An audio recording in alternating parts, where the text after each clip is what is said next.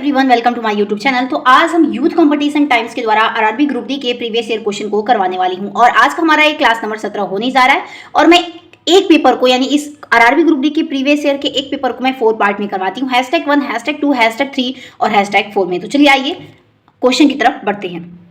तो देखिए आज जो मैं पेपर सॉल्व करवाऊंगी वो 6/9/2022 के शिफ्ट नंबर 2 के पेपर को मैं डिस्कशन करवाने वाली हूं और आज का क्लास हमारा 17 होने जा रहा है और #1 होने जा रहा है, क्योंकि मैं अभी पहले ही बताई हूं कि एक पेपर को मैं 4 पार्ट में करवाती हूं। ठीक है, तो चलिए आइए क्वेश्चन की तरफ बढ़ते हैं। क्वेश्चन दिया है, दिए गए विकल्पों में से उस विकल्प का चयन कीजिए जो निम्नलिखित श्रेणी में प्रश्न चिन्ह के स्थान पर आ सकती है। पहला 64, 32, 128, 64, 256 दिया हुआ है। ठीक है, तो चलिए इस क्वेश्चन को हम बुक में ही सॉल्व करवा देते हैं। तो देखिए 32, 128, 64, 256, उसके आगे क्या आएगा, संख्या हमारा वही पूछा गया है। तो 64 में हम क्या करेंगे, 2 का गुणा करेंगे तो 128 आएगा। 32 में हम 2 का गुणा करेंगे तो 64 आ जाएगा और जब हम 64 में 2 का गुणा करेंगे तो 128 आ जाएगा, यानी एक को छोड़ के एक। अगर 128 के बाद वाला पूछता तो 256 में 2 का गुणा करते तो वो आ जाता है, यानी कि जब हम 64 में 2 का गुणा करेंगे तो 128 आ जाएगा, यानी कि नेक्स्ट सीरीज हमारी क्या हो जाएगी, 128, यानी कि ऑप्शन नंबर बी हमारा यहाँ पे करेक्ट आंसर हो जाएगा। ठीक है, आइए नेक्स्ट क्वेश्चन देखते हैं। अगला क्वेश्चन हमारा ये जीके से संबंधित है। क्वेश्चन दिया गया है, मार्च 2022 तक प्राप्त जानकारी के अनुसार भारत सरकार द्वारा कितनी भाषाओं को शास्त्रीय भाषा घोषित किया गया है। Option A 6, option B 7, option C 8, option D 5। तो देखिए हमारा करेक्ट आंसर कौन सा हो जाएगा, तो मार्च 2022 तक 6 भाषाओं को भारत सरकार द्वारा शास्त्रीय भाषा घोषित किया गया है। ठीक है, ऑप्शन नंबर ए हमारा इसमें करेक्ट आंसर हो जाएगा। ठीक है, और चलिए इसके बारे में कुछ इंपॉर्टेंट डिस्कशन भी हम कर लेते हैं। ठीक है, तो आइए देखिए यहाँ पे दिया गया कि मार्च 2022 तक भारत सरकार द्वारा 6 भाषाओं को शास्त्रीय भाषा का दर्जा प्रदान किया गया है। शास्त्रीय भाषा और उनके घोषणा वर्ष की सूची निम्नलिखित है। ठीक, यानी कि शास्त्रीय भाषा यहाँ पे दिया हुआ है, उसकी जो भी भाषा है उसकी घोषणा किस वर्ष में की गई यहाँ पे दिया है। तमिल भाषा 2004 में इसकी घोषणा की गई थी, संस्कृत की 2005 में, कन्नड़ की 2008 में, तेलुगु की 2008 में, मलयालम की 2013 में और उड़िया की 2014 में। और यहाँ पे देखिए नीचे नोट करके दिया, ये बहुत इंपॉर्टेंट है। देखिए सभी शास्त्रीय भाषाएं संविधान की 8वीं अनुसूची में शामिल की गई है। देखिए ये पूछा जा सकता है कि संविधान की सभी शास्त्रीय भाषाओं को किस अनुसूची में शामिल किया गया है, तो 8वीं अनुसूची में उसे शामिल किया गया। ठीक है, हाल ही में 5 नई भाषाओं मराठी, पाली, प्राकृत, असमिया और बंगाली को शास्त्रीय भाषा का दर्जा दिया गया। हाल ही में भी 5 और दिया गया है और इसके साथ ही अब भारत में शास्त्रीय भाषाओं की संख्या बढ़कर कितनी हो गई, तो 11 हो गई। ये इंपॉर्टेंट है, ध्यान दीजिएगा। यानी कि इसके साथ ही अब भारत में शास्त्रीय भाषाओं की संख्या टोटल कितने हो गई, तो 11 हो गई है। ठीक है, आइए नेक्स्ट क्वेश्चन की तरफ अब हम बढ़ते हैं। नेक्स्ट क्वेश्चन हमारा ये भी रीजनिंग से क्वेश्चन है, नीचे दिए गए सभी संख्याओं को अवरोही क्रम में व्यवस्थित किया जाए तो कितनी संख्याओं का स्थान अपरिवर्तित रहेगा। यहाँ पे बोला है कि यहाँ पे कुछ संख्याएं दे रखी हैं और इन सभी संख्याओं को आप अवरोही क्रम में व्यवस्थित करें। अवरोही क्रम यानी कि घटते हुए क्रम में, यानी कि सबसे पहले बड़ा, फिर उससे छोटा, फिर उससे छोटा, फिर लास्ट में सबसे छोटा। तो चलिए देखिए यहाँ पे जो भी हमारी संख्या दी हुई है इनमें से इसको मैं अवरोही क्रम में लिख ली हुई। अवरोही क्रम यानी कि घटते हुए क्रम बोलते हैं, सबसे पहले बड़ा, फिर उससे छोटा, लास्ट में सबसे छोटा। तो बस एक अंक का, एक संख्या का मतलब कि स्थान अपरिवर्तित है, यानी कि 245 का। देखिए कितने स्थान पे आ रहा है, अवरोही क्रम में लिखने के बाद 1 2 3 4 5 6 छठवें स्थान पर आ रहा है और इसमें भी देखिए 1 2 3 4 5 छठवें स्थान पे आ रहा है। तो ऑप्शन नंबर हमारा डी एकदम करेक्ट आंसर हो जाएगा, यानी कि 1 आ रहा है। ठीक है, आइए अगले क्वेश्चन की तरफ अब हम बढ़ते हैं। ठीक है, नेक्स्ट क्वेश्चन देखिए क्या दिया। नेक्स्ट क्वेश्चन हमारा दिया है, वह संख्या ज्ञात कीजिए जिसका 1/3 भाग उसके 1/5 भाग से 6 अधिक है। तो चलिए सबसे पहले इसका हम इक्वेशन बना के इसको सॉल्व कर लेते हैं। तो देखिए सबसे पहले यहाँ पे बोला है कि वह संख्या ज्ञात कीजिए, तो वो संख्या हमको मालूम नहीं है, तो वो संख्या मैं क्या रख दी हूँ कि माना वो संख्या क्या है हमारी, तो मैं x रख दे रही हूँ। ठीक है, अब समझ में आ रहा है। इसके बाद वह संख्या ज्ञात कीजिए जिसका 1/3 भाग, यानी कि इसी x का 1/3 भाग उसके 1/5 भाग से 6 अधिक है। उसी के 1/5 भाग से 6 अधिक है। बोला है कि जिसका 1/3 भाग उसके 1/5 भाग से अधिक है, तो उसी का 1/3 भाग कर दी हूँ। अधिक होने का मतलब माइनस करते हैं और उसी के 1/5 भाग से, तो उसी का 1/5 कर दी और कितना अधिक है, तो 6 अधिक है, यानी कि बराबर 6 हो जाएगा। इसके बाद हम इस इक्वेशन को सॉल्व कर लेंगे, तो x/3 माइनस x/5 बराबर क्या हो जाएगा, यहाँ पे 6 हो जाएगा। इसके बाद एलसीएम लेंगे तो 15 हो जाएगा। यहाँ पे नीचे 15 होने के बाद 3 5 15, तो यहाँ पे 5x हो जाएगा, माइनस 5 3 15, तो यहाँ पे 3x हो जाएगा, बराबर 6 हो जाएगा। इसके बाद 5 में से 3 गया तो 2x हो जाएगा और 15 गुणते 6 कर देंगे। ठीक है, 15 छके 90 हो जाएगा यहाँ पे, तो 2x हो जाएगा यहाँ पे। x बराबर कितना हो जाएगा 90/2 यानी कि 45 हो जाएगा। यानी कि वो संख्या हमारी क्या आ गई है, तो 45 आ गई है। ठीक है, अब देखिए ऑप्शन में क्या 45 दिया हुआ है, तो ऑप्शन नंबर बी हमारे यहाँ पे बिल्कुल करेक्ट आंसर हो जाएगा, यानी कि 45 हो जाएगा राइट आंसर। ठीक है, आइए अगले क्वेश्चन की तरफ बढ़ते हैं। देखिए अगला क्वेश्चन दिया है, ए और बी अकेले किसी कार्य को क्रमशः 30 दिन और 40 दिन में कर सकते हैं। यदि वे एक साथ मिलकर कार्य करते हैं और उन्हें कार्य करने के लिए 2800 मिलता है तो ए का हिस्सा कितना होगा। तो चलिए इस क्वेश्चन को हम बुक में समझ लेते हैं। यानी कि बोला है कि ए 30 दिन करता है, बी हमारा 40 दिन करता है। इन दोनों को कटा देंगे तो अनुपात हमारा 4 और 3 आ जाएगा, 0 से 0 कट जाएगा, तो 4 और 3 क्रॉस में लिख देंगे हम, ये 4 ये 3। ठीक, इसके बाद हम पूछा है इसमें कि ए का हिस्सा कितना होगा। तो देखिए ए का हिस्सा कितना है, तो ए का हिस्सा हमारा 4 है, 4 और बटा में 7 क्यों किया गया है, क्योंकि टोटल हिस्सा जब दोनों को जोड़ेंगे तो 4 + 3 कितना हो जाएगा 7। तो ए का हिस्सा बटा में टोटल यानी कि 4/7 और गुणते कितना दिया है 2800 मिलता है, तो गुणते 2800। जब 7 से कटाएंगे तो 7 चौके कितना हो जाएगा 28 यानी कि 400। तो 4 गुणते 400 करेंगे तो 1600 आ जाएगा, यानी कि ए का बस हिस्सा, यानी कि ऑप्शन नंबर सी हमारे यहाँ पे बिल्कुल करेक्ट आंसर हो जाएगा। ठीक है, आइए अगले क्वेश्चन की तरफ अब हम बढ़ते हैं। देखिए अगला क्वेश्चन हमारा यहाँ पे दिया हुआ है, 3 कथन दिए गए हैं जिसके बाद 3 निष्कर्ष पहला, दूसरा और तीसरा दिए गए हैं। कथनों को सत्य मानते हुए भले ही वे सामान्यतः ज्ञात तथ्यों से भिन्न प्रतीत होते हों, निर्णय लें कि कौन सा निष्कर्ष तार्किक रूप से कथनों का अनुसरण करता है। देखिए कथन हमारा दिया है, कुछ लाल हरे हैं, सभी हरे पीले हैं, सभी पीले गुलाबी हैं, और इसका नीचे निष्कर्ष दिया है। तो चलिए सबसे पहले हम इसकी क्या करेंगे, मैपिंग कर लेते हैं। तो चलिए आइए हम इसकी मैपिंग करके दिखाते हैं। यहाँ पे दिया है कुछ लाल हरे हैं, यानी कि सबसे पहले हम किसको बनाएंगे, तो सबसे पहले मैं लाल को बना लेती हूँ। यहाँ पे मैंने क्या बना दिया, लाल को बना दिया। इसके बाद बोला है कि कुछ लाल हरे हैं, यानी कि जो लाल हैं कुछ ही लाल हरे हैं, तो मैं कुछ लाल को हरा लिख देती हूँ, यहाँ पे हो गया। ठीक है, इसके बाद देखिए आगे क्या बोला है, सभी हरे पीले हैं, यानी सभी हरे को क्या लिख दूँ मैं, पीला लिख देती हूँ। यहाँ पे क्या लिख देना है, तो सभी हरे हमारे क्या हो गए, पीले हो गए। इसके बाद नेक्स्ट बोला है सभी पीले गुलाबी हैं, तो सभी पीले को मैं क्या लिख दे रही हूँ, यहाँ पे गुलाबी लिख दे रही हूँ। ठीक है, सभी पीले को यहाँ पे मैंने गुलाबी लिख दिया। इसके बाद आगे क्या बोला है, निष्कर्ष देखिए। निष्कर्ष बोला है कि कुछ लाल पीले हैं, तो देखिए जो कुछ लाल हैं वो पीले में आ रहे हैं, तो जी हाँ सही है, जो कुछ लाल हैं वो पीले में आ रहे हैं, तो पहला निष्कर्ष हमारा सही हो जाएगा। दूसरा बोला है कुछ पीले लाल हैं, तो देखिए जो कुछ पीले हैं वो हमारे लाल में आ रहे हैं, तो जी हाँ कुछ जो पीले हैं वो हमारे लाल में आ रहे हैं, यानी कि दूसरा निष्कर्ष भी हमारा सही हो जाएगा। तीसरा बोला है सभी हरे गुलाबी हैं, क्या जो सभी हरे हैं वो सारे गुलाबी में आ रहे हैं, तो तीसरा निष्कर्ष भी हमारा क्या हो जा रहा है, ये सही हो जा रहा है। ठीक है, तो चलिए आइए अब हम ऑप्शन को चेक कर लेते हैं। यहाँ पे ऑप्शन हमारा जो हम तो चलिए आइए ऑप्शन को देखते हैं। हमारा पहला, दूसरा, तीसरा निष्कर्ष सारे ही सही हुए हैं, तो ऑप्शन नंबर हमारा इसमें कौन सा सही हो जाएगा, तो ऑप्शन नंबर भी बिल्कुल करेक्ट हो जाएगा, यानी कि निष्कर्ष पहला, दूसरा और तीसरा हमारे सभी के सभी ये अनुसरण करते हैं। ठीक है, यानी कि ऑप्शन नंबर बी हमारा इसमें करेक्ट आंसर हो जाएगा। ठीक है, आइए अगले क्वेश्चन की तरफ अब हम बढ़ते हैं। देखिए अगला क्वेश्चन हमारा ये भी रीजनिंग से संबंधित है। क्वेश्चन दिया है, नीचे दिए गए कथन और उसके बाद 2 संभावित निष्कर्ष पहला और दूसरा दिए गए हैं।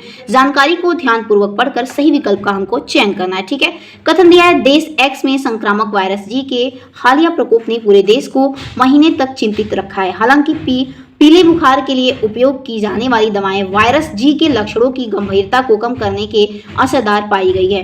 दी गई जानकारी के आधार पर निम्नलिखित में से कौन सा निष्कर्ष निकाला जा सकता है। पहला दिया है, यदि वायरस जी के किसी रोगी को उक्त दवा की दोगुनी खुराक दी जाती है तो उसे पूरी तरह ठीक किया जा सकता है। ठीक, दूसरा दिया है, इसका निष्कर्ष वायरस जी के कारण होने वाले लक्षण और पीले बुखार के कारण होने वाले लक्षण बिल्कुल ही एक जैसे होते हैं। इसके बाद 4 ऑप्शन दिया गया है, तो ऑप्शन हमारा इसमें से सी करेक्ट होगा, यानी कि दी गई जानकारी से न तो पहला और न ही दूसरे निष्कर्ष निकाले जा सकते हैं। ठीक है, यानी कि ऑप्शन नंबर सी हमारा इसमें करेक्ट आंसर हो जाएगा। आइए नेक्स्ट हमारे जीके का क्वेश्चन है, इसको देख लेते हैं। क्वेश्चन दिया, फरवरी 2022 में लॉन्च की गई हरित हाइड्रोजन और हरित अमोनिया नीति का उद्देश्य 2030 तक हाइड्रोजन के घरेलू उत्पाद को बढ़ाकर कितना टन करना और भारत को स्वच्छ ईंधन को निर्यात केंद्र बनाना है। तो ऑप्शन नंबर इसमें देखिए 4 ऑप्शन दिए गए, तो चारों ऑप्शन में से कौन सा सही होगा, तो बोला है 1 million, B 5 million, option C 3 million या फिर डी 10 मिलियन। तो करेक्ट आंसर इसमें हमारा बी हो जाएगा, यानी कि 5 मिलियन हो जाएगा। ठीक है, और वही हमारा इसमें इसका निष्कर्ष दिया है कि फरवरी 2022 में लॉन्च की गई हरित हाइड्रोजन और हरित अमोनिया नीति का उद्देश्य 2030 तक हरित हाइड्रोजन के घरेलू उत्पाद को बढ़ाकर 5 मिलियन टन करना है और भारत को स्वच्छ ईंधन का निर्यात केंद्र बनाना है। ठीक है, आइए इसके बाद हम नेक्स्ट क्वेश्चन रीजनिंग के क्वेश्चन की तरफ बढ़ते हैं। क्वेश्चन दिया है, एक निश्चित भाषा को ऑर्डर को PTGIW और ब्रांड को TDRI लिखा जाता है, उसी कूट भाषा में शेप को किस प्रकार लिखा जाएगा। तो देखिए ऑर्डर O में +1 किया गया है, R में +2, D में +3, ऐसे ही हमको नेक्स्ट वाले में शेप वाले में प्लस करना है। SHAPE दिया है तो S में +1 कर देंगे तो T हो जाएगा, H में +2 करेंगे तो J होगा, A में +3 करेंगे तो D होगा, और P में +4 करेंगे तो T होगा, और E में +5 करेंगे तो J हो जाएगा। यानी कि ऑप्शन नंबर बी हमारा इसमें करेक्ट राइट आंसर हो जाएगा, यानी कि TJDTJ हो जाएगा। ऑप्शन नंबर बी हमारा इसमें करेक्ट आंसर हो जाएगा। ठीक है, आइए नेक्स्ट क्वेश्चन देखते हैं। अगला क्वेश्चन हमारा रीजनिंग से संबंधित है। क्वेश्चन दिया है, उस विकल्प का चयन करें जिसका 5वीं संख्या से वही संबंध है जो दूसरी संख्या का पहली संख्या से है और चौथी संख्या का तीसरी संख्या से है। ठीक है, तो देखिए यहाँ पे 40 दिया है, 45 से संबंधित है, 68 77 से, और 104 किससे संबंधित होगा यहाँ पे पूछा गया है। देखिए यहाँ पे दिया है 40 दिया है, 45 दिया है, तो 40 6 का स्क्वायर +4 किए तो 40 आ गया है। ऐसे ही 45 में 60 का स्क्वायर -4 किया गया है, और नेक्स्ट वाले में 68 वाले में 8 का स्क्वायर +4 करेंगे तो 68 आ जाएगा, और नेक्स्ट वाले में 77 में 77 जो दिया है 9 का स्क्वायर -4 करेंगे, यानी कि आगे वाले में प्लस और पीछे वाले में माइनस किया है। 104 में 10 का स्क्वायर करेंगे +4 तो 104 आ जाएगा। इसके बाद नेक्स्ट 117 वाले में 11 का स्क्वायर -4 करेंगे, यानी 121 -4 करेंगे तो 117 हमारा राइट आंसर आ जाएगा। ठीक है, आइए अगले क्वेश्चन की तरफ बढ़ते हैं। अगला क्वेश्चन दिया है, अधीनस्थ न्यायालय की क्या भूमिका है। ऑप्शन ए दीवानी और आपराधिक प्रकृति के मामलों पर विचार करना, ऑप्शन बी निचली अदालतों द्वारा दिए गए निर्णय के अपील पर विचार करना, और ऑप्शन सी क्या दिया है, देखिए ऑप्शन सी में दिया गया है कि मौलिक कर्तव्यों को बहाल करने के लिए रिट जारी करना, ऑप्शन डी दिया है किसी भी अदालत से मामलों को अपना पास ले जाना। तो करेक्ट आंसर ए हो जाएगा, यानी कि जो अधीनस्थ न्यायालय की जो भूमिका होती है उसकी भूमिका क्या होती है, तो देखिए इसकी भूमिका ये होती है कि ये दीवानी और आपराधिक प्राकृतिक मामलों पर विचार करता है। ऑप्शन ए हमारा इसमें करेक्ट आंसर हो जाएगा। ठीक है, आइए अगले देखते हैं। अगला क्वेश्चन दिया है, एक वस्तु को एक अवतल दर्पण के सामने उसके फोकस F और वक्रता केंद्र C के बीच स्थित किसी बिंदु पर रखा गया है। प्रतिबिंब डैश स्थित किसी बिंदु पर बनेगा और डैश होगा। तो देखिए ऑप्शन नंबर सी करेक्ट हो जाएगा, यानी कि किसी भी वस्तु को हम अवतल दर्पण के सामने जब उसकी फोकस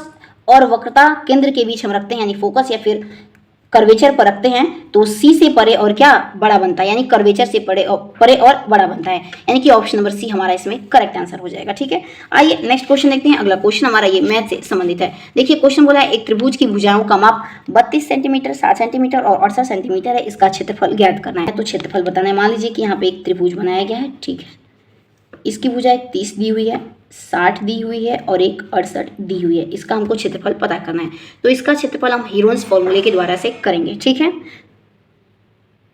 तो चलिए सबसे पहले हम देख लेते हैं कि हीरोन्स का फॉर्मूला क्या होता है। तो हीरोन्स का फॉर्मूला अंडर रूट में s minus a, s minus b और s माइनस सी होता है। ये सारे ही अंडर रूट में होते हैं।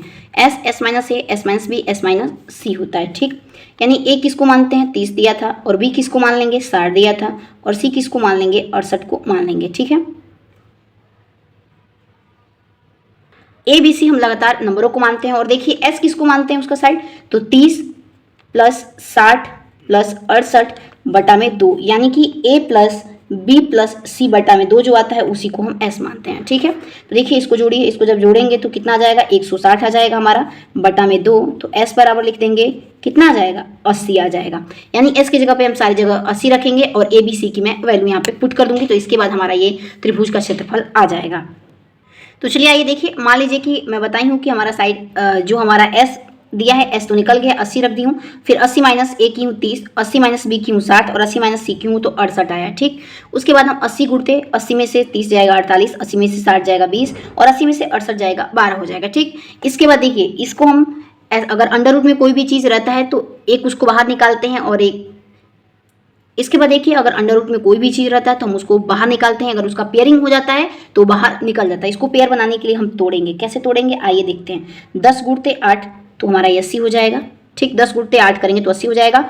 फिर यहाँ पे देखिए नेक्स्ट हम क्या करेंगे, 8 छके 48 होता है, तो 8 गुणते मैं 6 कर ली हूँ। इसके बाद 10 गुणते 2 करेंगे तो कितना हो जाएगा 20 हो जाएगा ये। ठीक, इसके बाद 6 गुणते 2 करेंगे तो कितना हो जाएगा 12 हो जाएगा। समझ में आ रहा है। इसके बाद अब देखिए अब कोई भी नंबर पेयरिंग हो रहा है कि नहीं हो रहा है, देखिए सारे के सारे हो रहे हैं। 8 से 8 को पेयर कर देंगे तो 8 बाहर निकल जाएगा। 10 से 10 को पेयर लगाएंगे, जोड़ा बनाएंगे इसका तो 10 बाहर निकल जाएगा। 6 का 6 के साथ पेयर बनाएंगे तो बाहर निकल जाएगा, और 2 का 2 के साथ पेयर बनाएंगे तो ये बाहर निकल जाएगा, यानी कि 10 गुणते 8 गुणते 6 गुणते 2 हो जाएगा। 10 8 6 2, ठीक है। इसके बाद इन सभी का हम क्या कर देंगे, मल्टीप्लाई। तो 10/80 गुणते ये क्या हो जाएगा, 6 दूना के 12। तो इसके बाद क्या आ जाएगा आंसर हमारा 960 गुणा करने के बाद सेंटीमीटर स्क्वायर, क्योंकि क्षेत्रफल हमेशा स्क्वायर में रहता है। 10 गुणते 8 गुणते 2, 10 गुणते 8 गुणते 2 गुणते 6, तो 10/80 और 6 दूना के 12। जब 80 में 12 का गुणा करेंगे तो 960 हमारा आंसर आ जाएगा सेंटीमीटर स्क्वायर में। तो देखिए इसमें से ऑप्शन नंबर कौन सा सही होगा, तो इसमें से हमारा ऑप्शन नंबर ए करेक्ट हो जाएगा, यानी कि ऑप्शन नंबर ए में ही हमारा क्या दिया है, 960 दिया हुआ है। ठीक है, आइए अगले क्वेश्चन की तरफ अब हम बढ़ते हैं। आइए नेक्स्ट क्वेश्चन देखते हैं। अगला क्वेश्चन दिया है, निम्नलिखित संख्या श्रेणी का अध्ययन कीजिए और उसके आधार पर पूछे गए प्रश्न का उत्तर दीजिए। सभी संख्याएं 2 अंक की संख्याएं हैं, यानी कि रीजनिंग का कोई क्वेश्चन दिया होगा। देखिए यहाँ पे क्वेश्चन दिया हुआ है रीजनिंग या फिर इसको मैथ कह सकते हैं। यहाँ पे दिया है कि 74, 45, 76, 56, 52, 54, 36, 28, 43, 78, 25, 59, 48, 36, 85, 86, 94 और 87 उपयुक्त श्रेणी को सभी संख्याओं के माध्य का 70% क्या होगा, यानी कि सबसे पहले हम माध्य निकालेंगे। ठीक, देखिए तो सबसे पहले माध्य निकालने के लिए सबको हम जोड़ेंगे और बटा में जितना नंबर रहता है उसका कर देते हैं। देखिए सबको पहले जोड़ेंगे तो कितना आ जाएगा, 1062 आएगा। इसके बाद जितने नंबर रहते हैं बटा में उतना कि नंबर ऑफ n संख्या, तो टोटल कितने नंबर है तो 18 हो जाएंगे और इसको जब कटाएंगे तो 59 हो जाएंगे। ठीक, 59 हो गए। इसके बाद क्वेश्चन क्या बोला है कि उसका 70 उस माध्य का 70% पता करना है हमको। तो 59 तो हमारा माध्य आ गया, तो माध्य गुणते कर देंगे 70 बटा में 100। 70% निकालना है तो 70% के लिए 100 कर देंगे, तो 0 से 0 कटा देंगे। इसके बाद 59 में 7 का गुणा करेंगे और 10 से भाग देंगे तो 41.3 आ जाएगा आंसर हमारा। ठीक है, यानी कि correct answer option number C आ जाएगा। ठीक है, आइए अगले क्वेश्चन की तरफ अब हम बढ़ते हैं। अगला क्वेश्चन हमारा मैथ से संबंधित है। क्वेश्चन दिया है ए और बी के वेतनों का अनुपात 3:4 है। ए और बी दोनों में से प्रत्येक के वेतनों में 3000 की वृद्धि करने पर उनके वेतनों का नया अनुपात 18:23 हो जाता है। वृद्धि के बाद ए का वेतन ज्ञात करना है। तो देखिए इस क्वेश्चन को हम बुक में ही सॉल्व कर लेते हैं। माना ए तथा बी के वेतनों का अनुपात 3x व 4x है। बस 3 और 4 दिया था, लेकिन मान लेते हैं कि उनका 3x और 4x दिया है। ठीक है, प्रश्न के अनुसार। इसके बाद बोला है दोनों में प्रत्येक वेतनों में 3000 की वृद्धि करेंगे, यानी कि दोनों में। तो 3x प्लस 3000 कर दी हूँ, यहाँ पे 4x प्लस 3000 कर दिया गया है। इसके बाद प्लस करने के बाद, यानी बोला है कि वृद्धि करने के बाद वो नया अनुपात 18:23 हो जाता है, यानी कि बराबर 18/3 हो जाता है। ठीक, इसके बाद देखिए क्या किया गया, इसके बाद 13 गुणा करते हैं, यानी कि 23 गुणते करेंगे ब्रैकेट में 3x प्लस 3000, 23 में 3 का गुणा करेंगे तो 69x हो जाएगा और प्लस 23 में 3 का गुणा करेंगे तो 69,000 हो जाएगा। ठीक है, इसके बाद बराबर 18 में 4 का करेंगे तो 18 चौके 72x हो जाएगा और 18 तिहाई 54 हो जाएगा, तो ये 54,000 हो जाएगा। ठीक है, इसके बाद क्या करेंगे, ये 69 को उधर लेकर जाएंगे, माइनस करेंगे तो 3x हो जाएगा और इसको भी 54 को इधर लेकर आएंगे तो ये 15,000 हो जाएगा। ठीक, इसके बाद x हमारा इधर ही रहेगा और 3 हमारा भाग में चला जाएगा, तो 3 × 5 = 15, यानी 5000 आ जाएगा। यानी x की वैल्यू कितनी आ गई, तो 5000 आ गई। तो बोला है कि इसमें a का वेतन कितना है, तो वृद्धि के बाद a का वेतन 5000 गुणते 3 प्लस 3000। a 3 था उसका अनुपात, तो 3 कर दी गुणा और प्लस वृद्धि करवाया गया था 3000, तो प्लस 3000 जोड़ दें, यानी कि टोटल कितना आ जाएगा 18,000 आ जाएगा। यानी कि ऑप्शन नंबर डी बिल्कुल करेक्ट आंसर हो जाएगा। ठीक है, तो चलिए दोस्तों मिलते हैं अपने अगले वीडियो में। तब तक के लिए आप अपना ध्यान रखिए, मिलते हैं नेक्स्ट वीडियो के साथ। तब तक के लिए जय हिंद, जय भारत।